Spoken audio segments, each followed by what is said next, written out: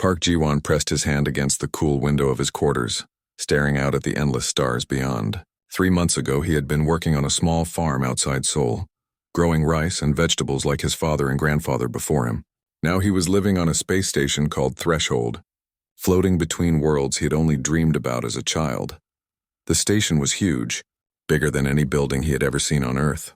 It spun slowly in space, creating artificial gravity that made walking feel almost normal. Ji-won's quarters were small but comfortable. A bed, a desk, a tiny bathroom, and that beautiful window showing the universe outside. He was here as an agricultural specialist, brought in to help establish food-growing systems that both humans and aliens could use. The aliens. Even thinking the word made Ji-won's heart beat faster. They were called the Velkrin, and they were nothing like humans. They stood taller, with bodies that seemed to be made of living crystal that glowed with soft light. Their faces were beautiful and strange at the same time, with large eyes that shifted colors based on their emotions. They had come to Threshold to talk about peace after decades of small conflicts and misunderstandings between their empire and human space. Ji-won had seen them from a distance, moving through the corridors with their guards and advisors. He had never spoken to one. He was just a farmer after all. The important people, the diplomats and military officers, they were the ones who dealt with aliens. Ji-won just tended to his plants in the hydroponics bay and tried to stay out of everyone's way. Today had been different, though. Today, the Velkrin Queen herself had arrived. Ji-won had been in the hydroponics bay when the announcement came through the station's speakers. Queen Sariel was boarding with her court. All personnel were to remain in their designated areas. He had peeked out from behind a row of tomato plants and watched through the bay windows as an enormous ship docked with the station. It was beautiful, covered in the same crystalline material as the Velkrin themselves, glowing with inner light. Hours later, the station was still buzzing with nervous energy. Ji-won had returned to his quarters after finishing his work. He had eaten a simple dinner of rice and vegetables, showered, and changed into comfortable clothes. Now he stood at the window, too excited to sleep, watching the stars and the Queen's ship docked nearby. A chime sounded at his door.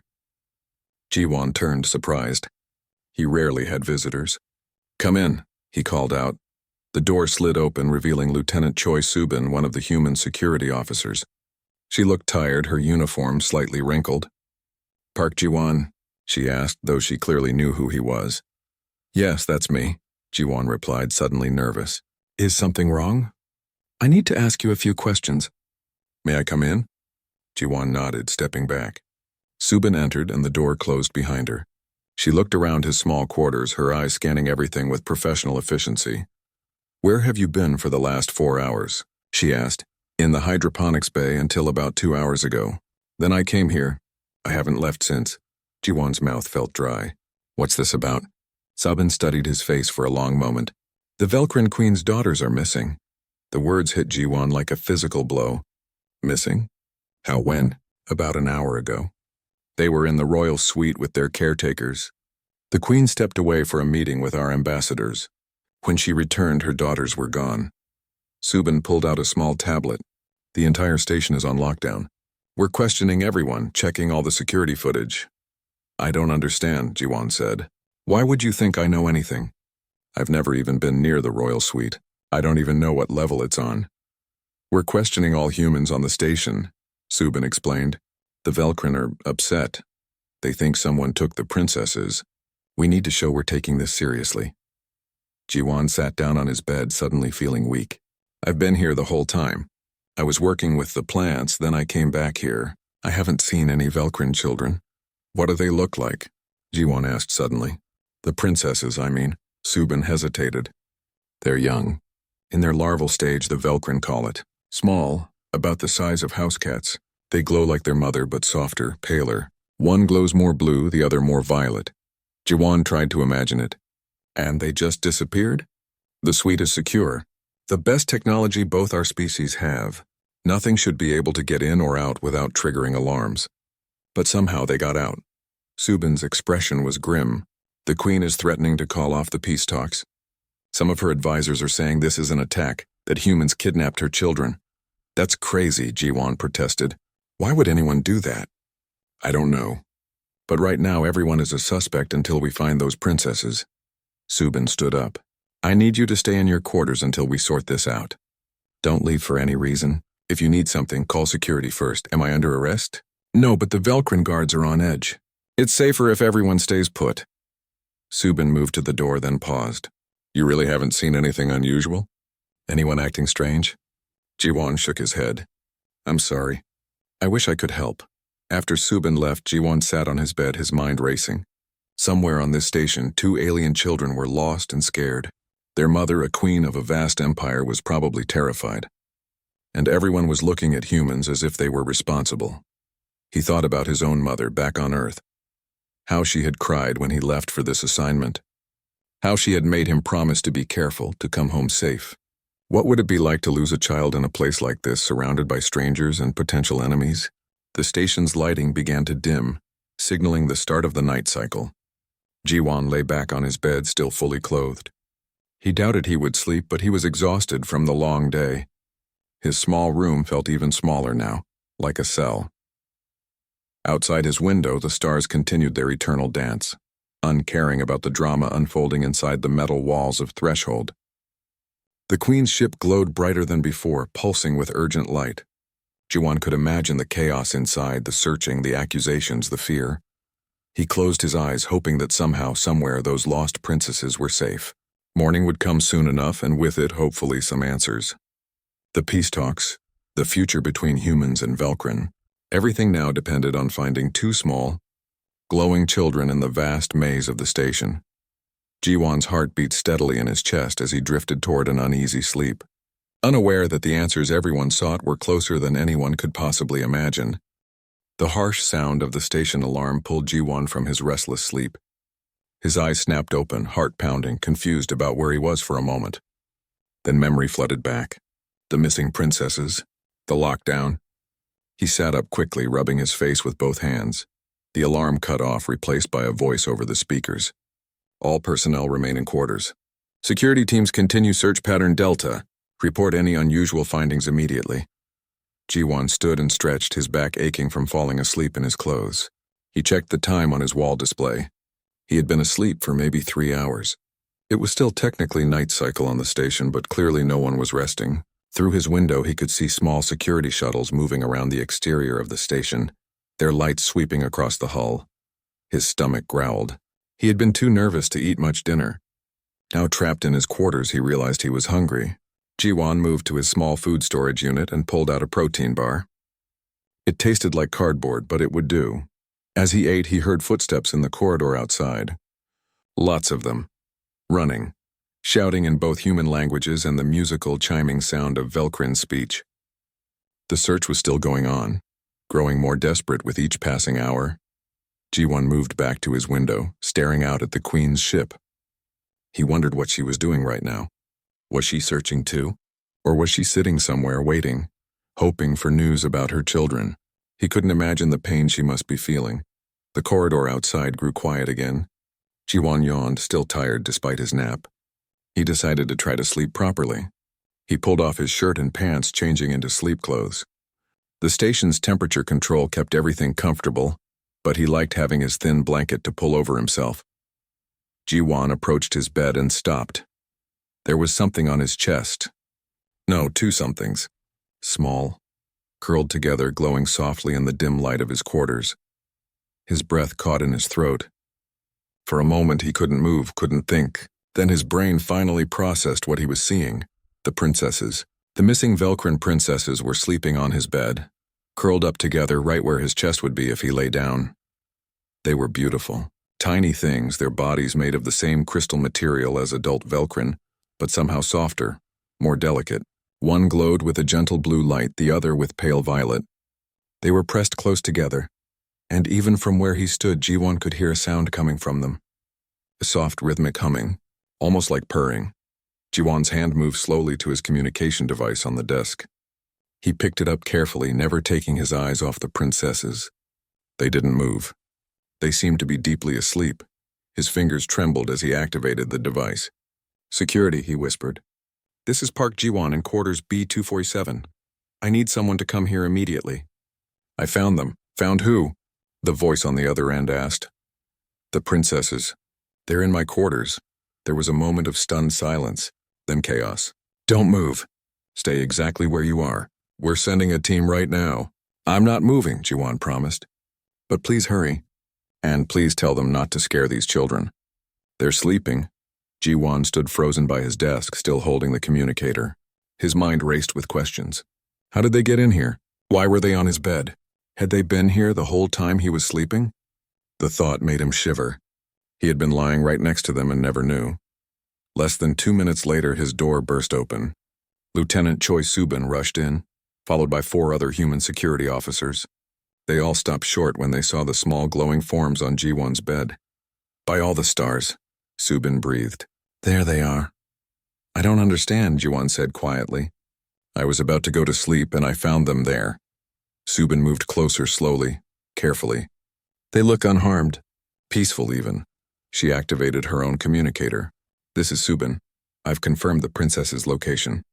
They appear to be safe and sleeping. Quarters B247.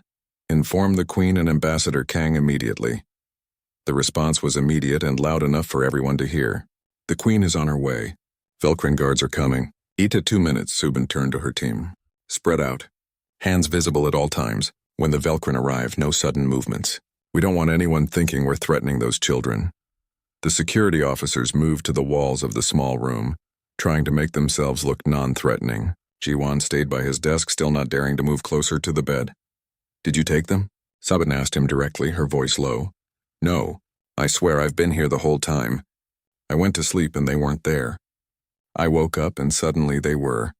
I don't know how they got in. The door logs show no entry except me earlier and my team just now, Subin said, checking her tablet. The ventilation system is too small for them to crawl through. The walls are solid metal. There's no way they could have gotten in here. But they did, Jiwan pointed out unnecessarily. The sound of more footsteps, heavier and faster, echoed down the corridor. Then the door filled with Velcrin guards, their crystalline bodies gleaming with bright, aggressive light. Their eyes were fixed on the bed where the princesses slept. Behind them came more figures. Jiwan recognized Ambassador Kang Minho, the lead human diplomat, looking exhausted and terrified. And then, filling the doorway with her presence, came Queen Sariel herself. She was magnificent and terrifying. Tall, glowing with intense white light that made everyone squint. Her face was angular and sharp, her eyes swirling with colors that shifted too fast to name. She saw her daughters immediately and made a sound that Jiwan felt in his bones. A cry of relief and fear and love all mixed together. Stop, one of her guards commanded in accented human speech. It could be trap. The Queen ignored him. She moved into the small room and everyone pressed back against the walls to give her space. She approached the bed slowly, and as she got closer, her light softened. By the time she reached her daughters, she was glowing as gently as they were. Hana, she whispered, touching the blue princess. Mireille, her hand moved to the violet one. My lights, my stars. The princesses stirred slightly at their mother's touch but didn't wake. They shifted, pressing closer together, their soft, purring sound continuing. Queen Sariel turned to look at Jiwan. Her eyes locked onto his, and he felt like she was looking into his soul. You human, what did you do to my daughters? Nothing, Your Majesty, Jiwan said, his voice shaking. I swear, I don't know how they got here. I found them just before I called security. They look drugged, one of the Velcrin guards said. Some human chemical keeping them asleep. No, the Queen said firmly. Look at their color, their light. They are not drugged. They are, she paused, her head tilting. They are content, deeply content. I have not seen them rest this peacefully since their father died. She looked back at Jiwan. Come here, human. Closer. Jiwan's legs felt like water, but he forced himself to move. He approached the bed slowly, stopping a few feet away. The Queen watched him with those shifting, color-changing eyes. Your name? Park Jiwan, Your Majesty. Park Jiwan, she repeated as if tasting the words. You swear you did not take my daughters? I swear on everything I love. I would never hurt children. The Queen studied him for a long moment. Then, unexpectedly, she reached out and placed her hand over his chest. Jiwan gasped. Her hand was warm, not cold like he expected. She held it there for several seconds and her eyes widened. Impossible, she breathed. She turned to her guards. Bring Velshar now and wake Dr. Yoon from the human medical bay. I need answers and I need them immediately. She looked back at Jiwon, her hand still on his chest, feeling his heartbeat. You, Park Jiwon, may have just changed everything between our peoples. But first, we need to understand how and why. The Queen's daughters continued to sleep peacefully on Jiwon's bed, glowing softly in the crowded quarters, while outside, the first light of the station's artificial dawn began to brighten the stars.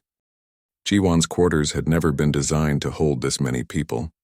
Bodies pressed against walls in the doorway, spilling out into the corridor. Velcrin guards stood like statues, their eyes never leaving the sleeping princesses. Human security officers watched the Velcrin guards just as carefully. The tension in the air was thick enough to cut. Queen Sariel had not moved from beside the bed. She kept one hand hovering over her daughters, not quite touching them, as if afraid that contact might break whatever spell held them in such peaceful sleep. With her other hand, she had gestured for Jiwon to sit in his desk chair. He sat stiffly, very aware that he was wearing only his sleep clothes in front of royalty and half the station's personnel. Forgive the chaos, Ambassador Kang said quietly to the Queen. We'll have answers soon. The Queen said nothing. She simply watched her daughters, her light pulsing slowly with her breathing. More footsteps approached. The crowd parted and two new figures entered. The first was an elderly Velcrin, his crystalline body clouded with age but his eyes bright and sharp. He wore robes marked with symbols Jiwon didn't recognize. The second was a human woman in a medical uniform, her hair pulled back in a hasty ponytail, clearly having been woken from sleep. Your Majesty, the elderly Velcrin said, bowing deeply. I came as quickly as I could. You summoned me, Velshar? Yes, Queen Sariel replied. Look at them, old friend. Look at my daughters and tell me what you see. Velshar approached the bed carefully. He studied the sleeping princesses for a long moment, then looked at Jiwon, then back at the children. His eyes widened with understanding. Heart warmth, he said simply. The room erupted in whispers. The Queen raised her hand and silence fell immediately. Explain, she commanded. For the humans who do not know our ways. Velshar nodded. Dr. Yoondahi, yes? You are the human xenobiologist? The human woman nodded. I am, though I was brought here to study plant adaptation, not Velcrin children. Then you will learn something new today, Velshar said. His voice was kind despite his formal words. Young Velcrin in their larval stage are drawn to what we call heart warmth. It is not temperature, it is a vibration, a frequency produced by a beating heart. In our species, parents and close family produce this frequency strongly. It comforts the young. It tells them they are safe, protected, loved. Dr. Yoon pulled out a tablet, already taking notes. A vibrational frequency? Can you be more specific? I can, Velshar said. It ranges between 45 and 75 beats per minute, with specific harmonic patterns that accompany each beat. Most adult Velcrin produce adequate heart warmth. Some produce it very strongly and become natural caretakers and teachers. But what does this have to do with my daughters being here? The Queen asked. This human is not Velcrin. How could he produce heart warmth? Velshar turned to Jiwon. May I? He asked, gesturing to Jiwon's chest. Jiwon nodded, confused. Velshar placed his hand over Jiwon's heart, just as the Queen had done earlier. The elderly Velcrin's eyes closed. Several seconds passed. Then his eyes opened again, filled with wonder. Remarkable, he breathed. This human produces heart warmth. Strong heart warmth, stronger than I have felt in many years, perhaps stronger than anyone currently alive in our species. That's impossible. One of the Velcrin guards said. Humans are aliens. They cannot produce our heart warmth. And yet, Velshar said, he does. The evidence sleeps peacefully before us. Dr. Yoon stepped forward. May I examine you? She asked Jiwon. This is fascinating. If humans naturally produce this frequency, it could explain so much about why some species find us comforting to be around. I guess so, Jiwon said weakly. He felt like he was in a dream. But I don't understand. I'm just normal. There's nothing special about me. Dr. Yoon pulled out a medical scanner and ran it over his chest. She frowned at the readings. Your heart rate is slightly irregular. Do you know about this? Yes, Jiwon admitted. Since I was born. The doctor said it's not dangerous. It just beats a little differently than most people's. Sometimes it skips or adds an extra beat. I've lived with it my whole life. May I see those readings? Velshar asked. Dr. Yoon showed him her tablet. The elderly Velkrin's expression shifted to amazement. The pattern. Look at the pattern of his heartbeat. It is almost identical to the strongest heart warmth producers in our species. The small irregularities create harmonics, additional frequencies that amplify the basic vibration. So his heart condition, Dr. Yoon said slowly, makes him produce this heart warmth even more strongly than a typical human might? Precisely, Velshar confirmed. And your species naturally beats within the range that comforts young Velkrin. You simply do not know it because you have never been around our children before. Queen Serial looked at Jiwon with new eyes. So my daughter sensed this? Even from the royal suite? The royal suite is 12 levels above us, Lieutenant Subin said, checking her tablet. How could they sense anything from that distance? Young Velkrin in the larval stage can sense heart warmth through walls, through distance, Velshar explained. It is a survival instinct. In the ancient times, before we built cities, young ones would wander from their family groups. Heart warmth would guide them back. The stronger the signal, the further they can sense it. They were looking for me? Jiwon asked, stunned. But they don't even know me. They know your heart, the queen said softly. That is enough for one so young. She looked at her daughters again, and for the first time since entering the room, she smiled. They have not slept like this since their father passed. He had very strong heart warmth. It was one of the reasons I chose him as my mate. When he died, they became restless, difficult to comfort. No one at court could calm them the way he did. I'm so sorry for your loss, Jiwon said quietly. The queen inclined her head in acknowledgement. They have been searching, I think. Searching for that feeling of safety again. And they found it in the most unexpected place. In the heart of a human farmer. Ambassador Kang stepped forward carefully. Your Majesty, if I may. This discovery, what it means for our peoples. I know what you will say, the queen interrupted. That this is an opportunity.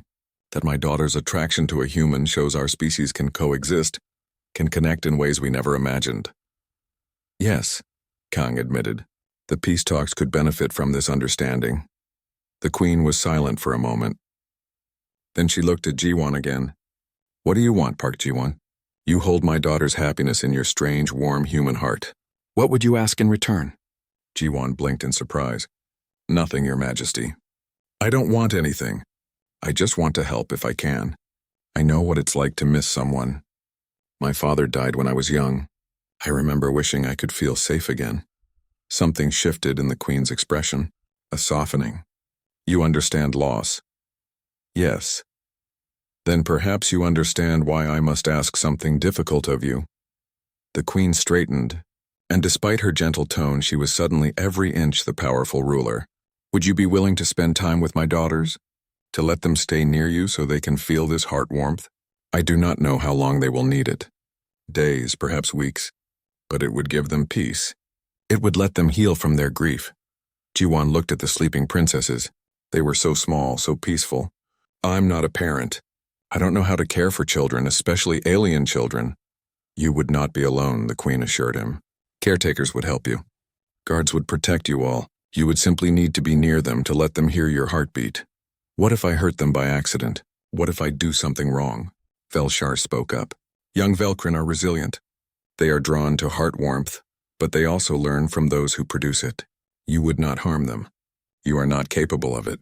If you were, they would not have sought you out. Jiwon looked around the crowded room. Human faces and Velkrin faces all watched him, waiting. The fate of peace talks, the future of two species seemed to rest on his answer. But when he looked back at the princesses, all of that faded away. He just saw two children who needed comfort. Okay, he said. I'll do it. I'll help them however I can. The queen's light brightened, warm and golden. Then we shall begin a new chapter, Park Jiwon. One written by an unlikely friend to my daughters. History will remember this moment. I don't care about history, Jiwon said honestly. I just want them to be okay. The queen smiled, truly smiled. That, she said, is exactly why you are the right one for this task. 3 days had passed since the discovery, and Jiwon's life had transformed completely. His small quarters were no longer just his. They had been expanded, the room next door converted into a space for the princesses. A door now connected the two rooms, always left open so Hana and Mirai could come and go as they pleased. And come they did. constantly. Jiwan woke each morning to find at least one of them curled up on his chest. Sometimes both. They were light, barely weighing anything, but their presence was impossible to ignore. They glowed gently in the darkness, providing a soft nightlight. And they purred, that strange rhythmic humming that he had grown to find soothing. This morning it was Mirai, the violet-glowing princess. She was sprawled across his chest, one small crystalline hand resting over his heart. Jiwan carefully reached up and touched her head. She was smooth and warm like sun-heated glass. "Good morning," he whispered. Mirai stirred, her glow brightening. She lifted her head and looked at him with those large, color-shifting eyes. Then she made a sound, something between a chirp and a bell chiming. It seemed happy. "Your sister is in the other room?" Jiwan asked, though he knew Mirai couldn't understand his words. Not yet, anyway. Velshar had explained that young Velkrin learned language through prolonged exposure, absorbing words and meaning over time. As if summoned by his thought, Hana appeared in the doorway. The blue glowing princess was slightly smaller than her sister, but somehow seemed bolder. She approached the bed and climbed up without hesitation, settling herself next to Mirai. "Good morning to you too," Jiwan said with a smile. The door chime sounded. "Come in," Jiwan called. Li Hyejin entered carrying a tray of food. She was the human cultural liaison who had been assigned to help Jiwan adjust to his new responsibilities. She was young, enthusiastic, and seemed to find the whole situation endlessly fascinating. "Breakfast delivery," she announced cheerfully. "For you and your roommates." "They're not really roommates," Jiwan said, carefully sitting up. The princesses adjusted their positions, moving with him to stay close to his chest. "What would you call them then?" Hyejin asked, setting the tray on the desk. "You sleep together, eat together, spend every waking moment together. I'm their babysitter." "You're much more than that," a new voice said. Talus entered behind Hyejin. He was a young Velkrin diplomat, one of the few who seemed genuinely interested in building bridges with humans. His glow was a pale green, which Hyejin had explained meant he was calm and curious. "The princesses have bonded with you. In our culture, that is sacred." Jiwan still wasn't used to having so many visitors. "Would you both like to stay for breakfast?" "I have more than enough." They settled into the room, which had been furnished with chairs that could accommodate both human and Velkrin bodies. Jiwan managed to eat one-handed while Hana and Mirai remained pressed against him. Hyejin had brought food for the princesses too, a crystal-like substance that they nibbled slowly. "The queen wants to see you today," Talus said. "She wishes to observe how her daughters interact with you." "She's been watching the security footage," Hyejin added. "We all have. It's become quite the entertainment on the station." Jiwan felt his face heat with embarrassment. "People are watching me sleep?" "Not in a creepy way," Hyejin assured him quickly. "It's just nobody has seen anything like this before. A human and Velkrin children bonding naturally. It's historic. I'm not historic. I'm just a farmer who happens to have a weird heartbeat. A farmer who carries alien princesses around on his chest," Talus pointed out. "A farmer who has gotten further in 3 days toward peace between our species than diplomats have managed in 3 years. After breakfast, Jiwan prepared to go to the hydroponics bay. He had work to do, plants to tend. The princesses followed him as he got dressed, watching his every move with curious eyes. "Do they have to come with me?" Jiwan asked. "Can you bear to leave them behind?" Hyejin countered. Jiwan looked at Hana and Mirai. As if sensing his thoughts, they both moved closer, pressing against his legs. Their purring intensified. "I guess not," he admitted. The walk to the hydroponics bay was unlike any walk Jiwan had taken before. People stopped to stare. Both humans and Velkrin paused in the corridors to watch as he passed by with the 2 glowing princesses trailing after him like ducklings. Hana and Mirai seemed unbothered by the attention. They stayed close to Jiwan, occasionally touching his legs or hands as if to reassure themselves he was still there. When they reached the hydroponics bay, Jiwan's supervisor, a woman named Kim Borum, was waiting. She stared at the princesses with wide eyes. "So it's true," she breathed. "You're really babysitting the queen's daughters." "I'm really trying to do my job," Jiwan corrected. "These are just, extra helpers," Borum laughed. "Well, let's see how good they are at hydroponics."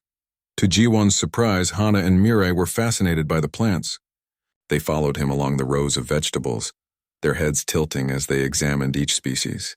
When Jiwon knelt to check the roots of a tomato plant, both princesses crowded close to see what he was doing. "These are tomatoes," Jiwon explained, even though he knew they couldn't understand. "They're fruits, but humans use them like vegetables. They need lots of light and water." Mireille reached out and gently touched a leaf. Her glow shifted slightly, becoming tinged with green. Hana did the same, and her blue light also gained a green tint. "They're mimicking the plant," Borum observed, watching from a respectful distance. "I've read that young Velkrin do that. They copy the colors and patterns around them as a form of learning." Jiwon watched as the princesses explored the hydroponics bay. They were careful not to damage anything, their movements delicate and precise. When he moved to the next plant, they followed immediately, never letting him get more than a few feet away. Hours passed quickly. Jiwon worked and the princesses watched. Occasionally they would make sounds, those chiming chirps which Jiwon began to understand were questions or observations. He would answer them, describing what he was doing, even though he knew they couldn't fully comprehend his words yet. At lunch, they all sat together on the floor of the bay, surrounded by green growing things. Hijin had brought food again and Talus had joined them. The young Velkrin diplomat seemed pleased by what he was seeing. "This is good," Talus said. "Many Velkrin think humans are too rough, too loud, too different. But seeing you with the princesses being so gentle and patient, it changes perspectives." "I'm not trying to change anything," Jiwon said. "I'm just trying not to mess up." "That humility is part of why this works," Hyejin said. She was recording everything on her tablet for her cultural reports. "You don't treat them like political tools. You treat them like children who need care." After lunch, the queen herself appeared in the hydroponics bay. Her guards entered first, checking the space, then she swept in, her presence filling the entire room. Jiwon quickly stood and Hana and Mireille immediately rushed to their mother. Queen Sariel knelt and her daughters pressed against her, their lights mingling with hers. She held them close, making soft sounds in the Velkrin language. Then she looked up at Jiwon. "Thank you," she said simply. "They are happier than I have seen them in months." "They're wonderful," Jiwon replied honestly. "I enjoy spending time with them. I see they have been learning from you. Tell me, what have you taught them today?" "Just about plants. How they grow, what they need. Nothing important." "Everything is important," the queen corrected. "They learn not just facts, but values. Patience, care, respect for life. These are the lessons that matter most." She stood, and her daughters reluctantly moved back to Jiwon's side. "Continue as you have been. I will visit again soon." She paused, then added, "You are becoming part of their lives, Park Jiwon, and therefore part of mine. I hope you understand the honor and responsibility in that." "I'll do my best, Your Majesty." After she left, Jiwon sat back down among the plants and the princesses immediately climbed into his lap. He held them carefully, feeling their warmth, their gentle vibrations. "Well," Hyejin said softly, "I think you're doing more than just babysitting. You're building a bridge, one heartbeat at a time." Jiwon looked down at Hana and Mireille, who had closed their eyes contentedly. Outside the hydroponics bay, the station continued its complex dance of politics and diplomacy. But here, in this room full of growing things with two small alien children trusting him completely, Jiwon felt like maybe he was exactly where he needed to be. 2 weeks had passed since the discovery, and the peace talks were progressing better than anyone had dared hope. Jiwon had stopped paying attention to most of it. His world had shrunk to his quarters, the hydroponics bay, and the two glowing princesses who followed him everywhere. But not everyone was happy with the progress. Commander An Jisoo stood in her private office, looking out at the stars. She was a decorated military officer, a veteran of the border skirmishes with the Velkrin that had marked the past decade. She had lost friends to Velkrin weapons, and now somehow humans were supposed to trust them because two alien children liked sleeping on a farmer's chest. It made her sick. "You summoned me," a voice said behind her. The words were in Velkrin, but Jisoo's translator earpiece converted them instantly. She turned to face Krathzen, the Velkrin war master. He was older than most of his kind on the station, his crystalline body marked with fractures from old battles. His glow was a deep, angry red. "I did," Jisoo replied in English, letting the translator handle it. "We need to talk about what's happening here." "The disgrace?" Krathzen said bitterly. Our queen softened by her grief, allowing her daughters to bond with a human.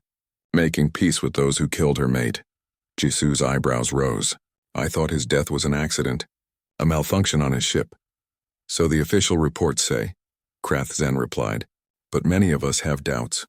The timing was too convenient, just as he was pushing for stronger borders against human expansion. And now the Queen is doing the opposite, Jisu said thoughtfully.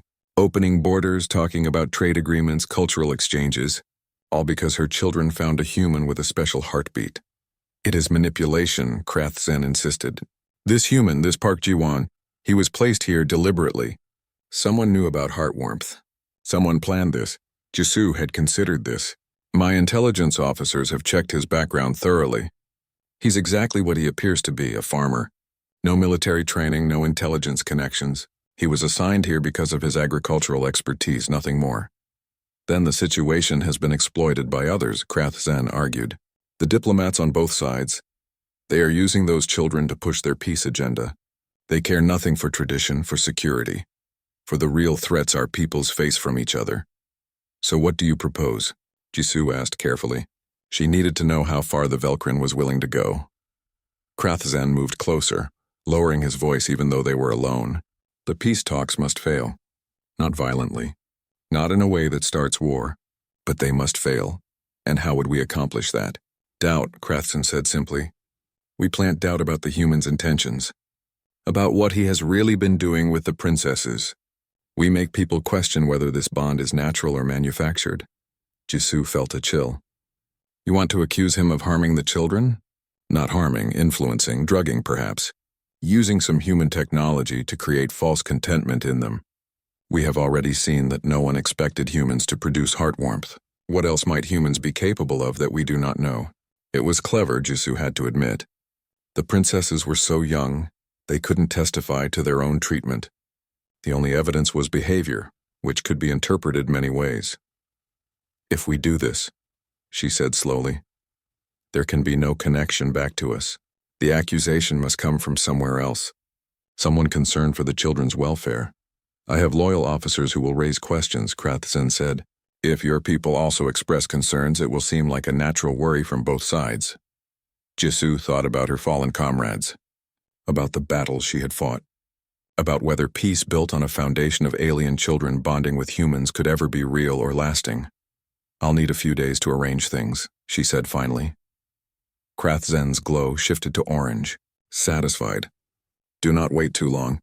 The more attached those children become to the human, the harder it will be to separate them, and separation must happen for the good of both our peoples. After the Velkrin War Master left, Jisu sat at her desk and began composing carefully worded messages, concerns about security protocols, questions about medical monitoring of the princesses, suggestions that independent observers should verify their well-being. Nothing outright accusatory, but enough to plant seeds of doubt. Meanwhile, in the hydroponics bay, Ji-won was teaching Hana and Mirai about pollination. He had fashioned small brushes that the princesses could hold in their delicate hands, and they were carefully transferring pollen from one flower to another under his guidance. Gently, Ji-won encouraged. The flowers are fragile. Just a light touch. Mirai made a chirping sound and Ji-won recognized it as her way of asking a question. She was getting better at communicating, using different tones and pitches to convey meaning even without words. Why do we do this? Ji-won interpreted. Because in nature, bees and other insects would do it. But here on the station, there are no bees, so we have to help the plants reproduce.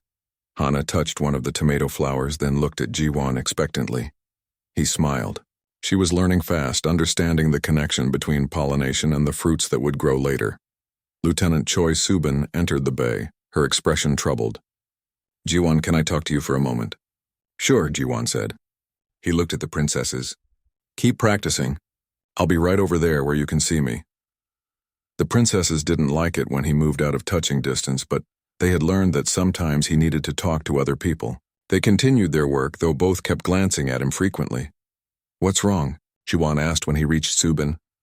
There are rumors starting to circulate, Subin said quietly. Questions about whether the princesses are really safe with you. Whether they might be under some kind of influence. Ji-won felt like he had been punched. That's insane.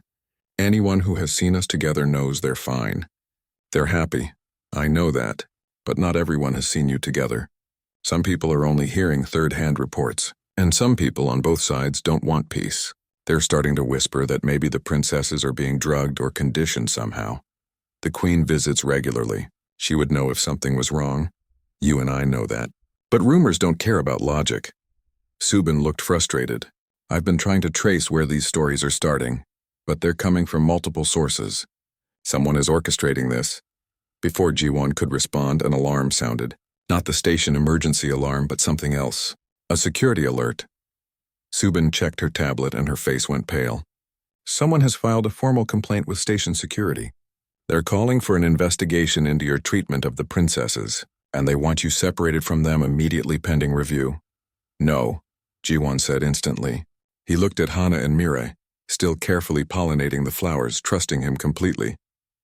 That will hurt them. They don't understand why I would suddenly be gone. I know. I'm going to fight this. Ambassador Kang is already protesting. But Ji-won, this is coming from high up in both military structures. Whoever is behind this has power. The hydroponics bay doors opened again and Velcrin guards entered, followed by human security officers. Leading them was a Velcrin official Ji-won didn't recognize his glow a stern yellow. Park Ji-won, the official announced. You are hereby ordered to cease all contact with the royal princesses pending an investigation into allegations of improper influence and potential harm. The princesses looked up from their flowers, sensing the tension. Their glows dimmed with worry. You can't do this, Ji-won protested. Look at them. They're fine. They're happy. That is what will be determined by the investigation, the official said coldly. Remove yourself from their presence immediately. Hana and Mirai abandoned the flowers and rushed to Ji-won, pressing against his legs. Their purring had stopped, replaced by distressed chirping sounds. Sir, this is cruel, Subin argued. At least let him explain to them. They are too young to understand explanation, the Velcrin official said. Guards, escort Park Ji-won to detention quarters. The princesses will be returned to their mother. Two human security officers approached Ji-won reluctantly. He could see they didn't want to do this, but they were following orders. I'm sorry, one of them whispered. As they led Ji-won away, Hana and Mirai tried to follow. Velcrin guards gently blocked them, and the princess's distressed sounds became louder, more frantic. The last thing Ji-won heard as he was taken from the hydroponics bay was the sound of them crying out, their lights flashing erratically with panic. In her office, Commander Jisoo heard the reports of the successful separation. She told herself she felt nothing about the distressed alien children. This was necessary. This was right. But late that night, alone, she found herself wondering if she had just made a terrible mistake. The detention quarters were comfortable but sterile. A bed, a chair, a table, and a small bathroom. No windows, no plants. No glowing princesses curled on his chest. Ji-won had been there for 2 days, and each hour felt like an eternity. He was allowed no visitors except his appointed legal representative, a tired human lawyer named Park Seo-jun, who seemed overwhelmed by the political complexity of the case. Meals arrived through a slot in the door. The lights never fully dimmed. Ji-won barely slept. He kept thinking about Hana and Mirai. Were they okay? Were they frightened? Did they understand why he had suddenly disappeared from their lives? On the third day, Seo-jun arrived with news. The tribunal will convene tomorrow. They're bringing in Judge Han Sora from the Galactic Council to preside. She's supposed to be neutral, experienced with interspecies disputes. What exactly am I being accused of? Ji-won asked. He had asked this before, but the answers had been vague. Officially? Unauthorized interaction with alien royalty, possible use of undisclosed technology to influence behavior, and endangerment of protected individuals. Seo-jun sat down heavily. Unofficially? They're accusing you of everything short of kidnapping. This is insane. The queen asked me to spend time with her daughters. She gave permission for everything. The queen will testify to that. But there are officials on both sides claiming she was emotionally compromised by grief. They're arguing her judgment was impaired. Seo-jun pulled out his tablet. The prosecution is going to focus on how unusual it is that human biology could produce this heart warmth effect. They'll suggest you or someone else manipulated the situation. How could I manipulate my own heartbeat? They'll claim you used technology, or that you were part of a larger scheme. Seo-jun looked at him seriously. Ji-won, you need to understand. There are powerful people who don't want peace. They see you as a threat to their agenda. If they can discredit you, they can discredit the entire peace process. That night, Jiwon lay awake in the detention quarters, staring at the ceiling. He thought about his small farm back on Earth, about simple things like planting seeds and watching them grow. How had he ended up at the center of an interspecies political crisis? The next morning, guards escorted him to a large conference room that had been converted into a makeshift courtroom. Seats filled both sides of the room, humans on one side, Velcrin on the other. At the front, a raised platform held 3 seats. The center one was occupied by Judge Han Sora, a stern-looking woman in the blue robes of the Galactic Council. To her left sat a human magistrate. To her right, a Velcrin judicial elder. Jiwon was directed to a seat at a table facing the judges. Sojun sat beside him. Across the aisle, 2 prosecutors, 1 human and 1 Velcrin, prepared their materials. "This tribunal will come to order," Judge Han announced. Her voice carried authority. "We are here to determine the facts regarding Park Ji-won's interaction with the Velcrin princesses Hana and Mirai, and whether any improper conduct occurred. This is not a criminal trial but an inquiry. However, the findings will determine if criminal charges should be filed." The human prosecutor stood. "Your Honors, we will demonstrate that Park Ji-won, through means not yet fully understood, exercised improper influence over 2 young members of the Velcrin royal family. The unnaturalness of their attachment to him, combined with the convenient timing of their escape from the royal suite, suggests manipulation or planning." "Objection," Seojin said. "My client had no prior contact with the princesses. He had never even been near the royal suite. There is no evidence of planning." "Then how do you explain," the Velcrin prosecutor interjected, standing, "that these children who had been secure in their quarters for days suddenly overcame multiple security measures to reach his room specifically? They were drawn by heart warmth," Seojin argued. "Expert testimony will confirm this. Or they were summoned by some technology we have not detected," the Velcrin prosecutor countered. The arguments continued for hours. Medical experts testified about Ji-won's heart condition. Security experts explained the impossibility of the princess's escape and entry into his quarters. Cultural specialists discussed Velcrin bonding behaviors. Then Queen Seriel took the stand. She entered with her full royal bearing, and everyone in the room stood until she was seated. Her glow was controlled, formal, giving nothing away. "Your Majesty," Judge Han said respectfully, "you requested permission to testify?" "I did," the Queen replied. Her voice was clear and strong. "I have heard the accusations against Park Ji-won. I have listened to theories about manipulation and schemes, and I am here to tell you that you are all fools." A shocked silence fell over the room. "Your Majesty," the Velcrin prosecutor began. "With respect—" "No," the Queen cut him off. "I have respected this process. Now you will respect truth. My daughters did not escape. They were not lured. They sought out safety and comfort in their grief, and they found it. In the most unexpected place, yes. In a human, yes. But that does not make it false." She turned to look directly at Ji-won. "Park Ji-won has shown my daughters nothing but kindness. He has been patient when they were demanding, gentle when they were restless. He has taught them, played with them, and yes, allowed them to sleep peacefully for the first time since their father died. If that is a crime, then punish me as well, for I am grateful for it." "But Your Majesty," the human prosecutor said carefully, "isn't it possible you were influenced by your own grief, that you wanted to believe?" "Do not dare," the Queen said, her glow flashing dangerously, "to suggest I do not know my own children. I have watched them grow from the moment they emerged. I know their every expression, every sound they make, and I tell you with complete certainty that they were happier with Park Ji-won than they have been in months. Not because of drugs or technology or manipulation, because of simple, genuine care." Ambassador Kang stood. "If I may, I have evidence that supports Her Majesty's testimony." He approached the judges with a data drive. "This contains security footage from the past 3 weeks, compiled and analyzed. It shows patterns that prove manipulation was impossible." The footage played on large screens. It showed Ji-won's movements throughout each day, all recorded by station security. His routine was simple and consistent. Work in the hydroponics bay, eat in his quarters, sleep, no secret meetings, no suspicious activity. Just a man going about his job with 2 alien children following him. Then Lieutenant Subin took the stand.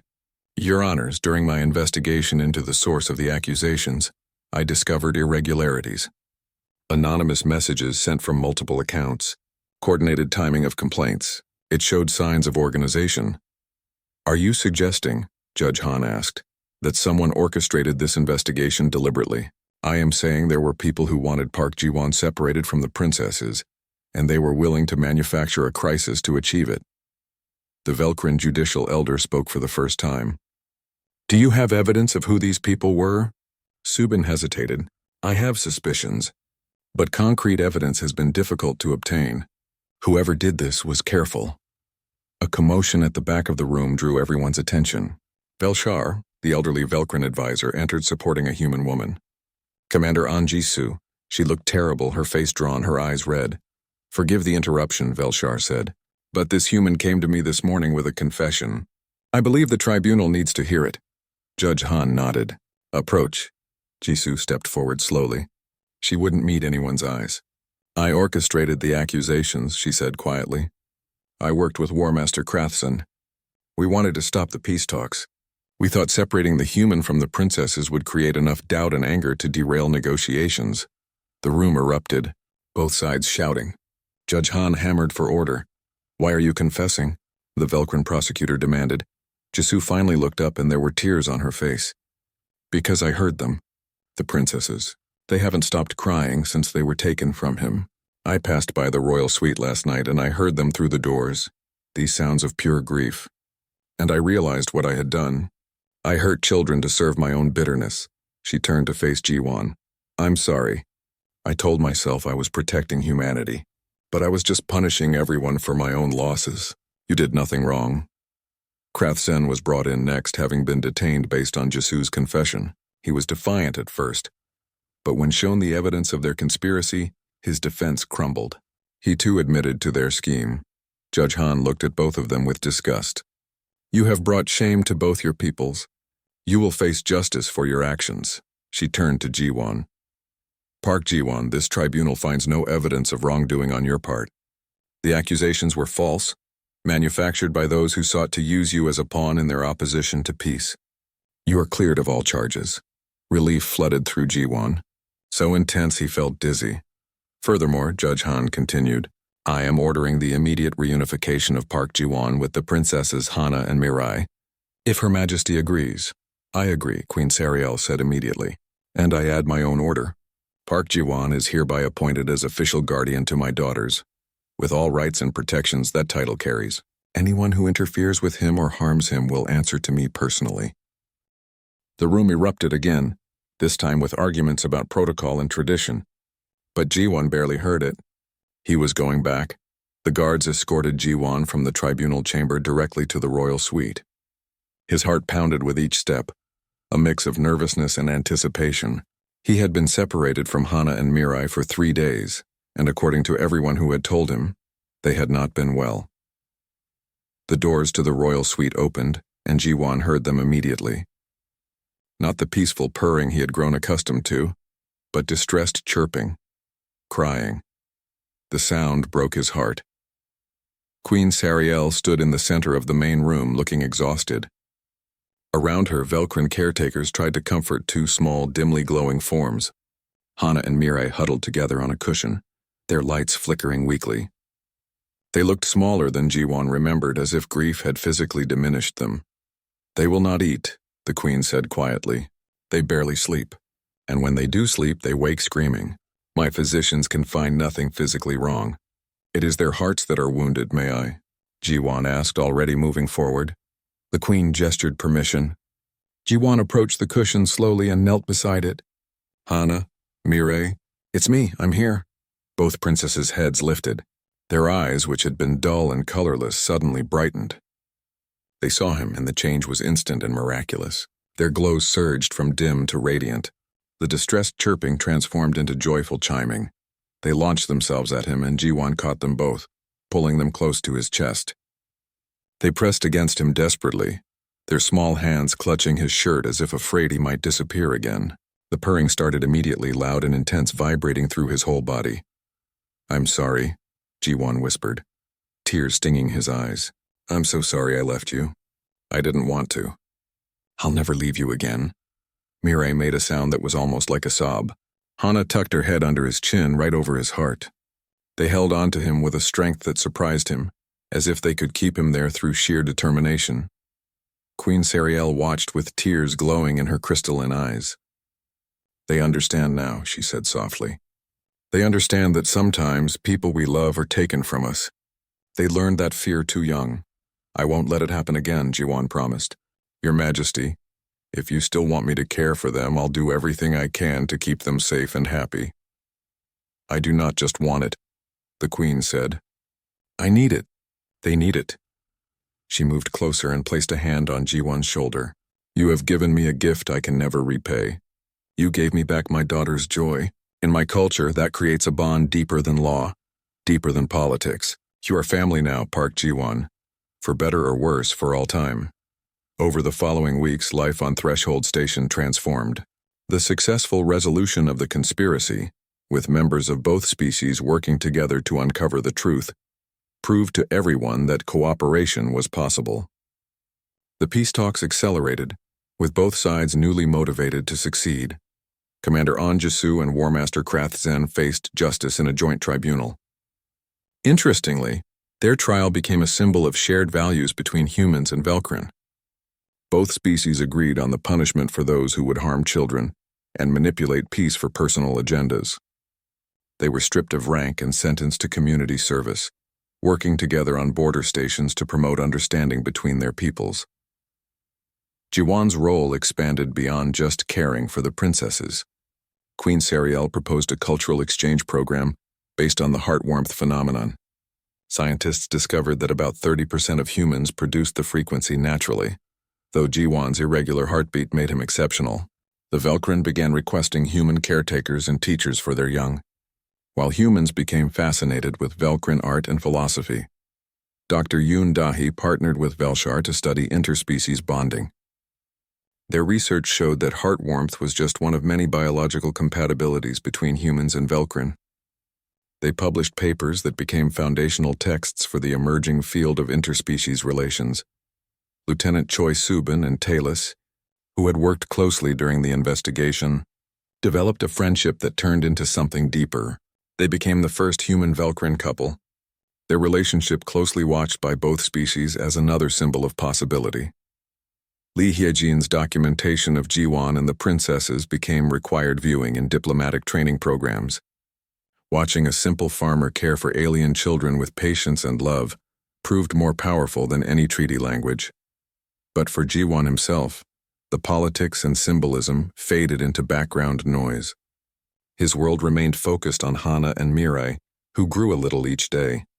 They were learning human words now, mixing them with Velkrin sounds to create their own hybrid language. They had learned to say Jiwan, and used it constantly, calling for him whenever he was out of sight.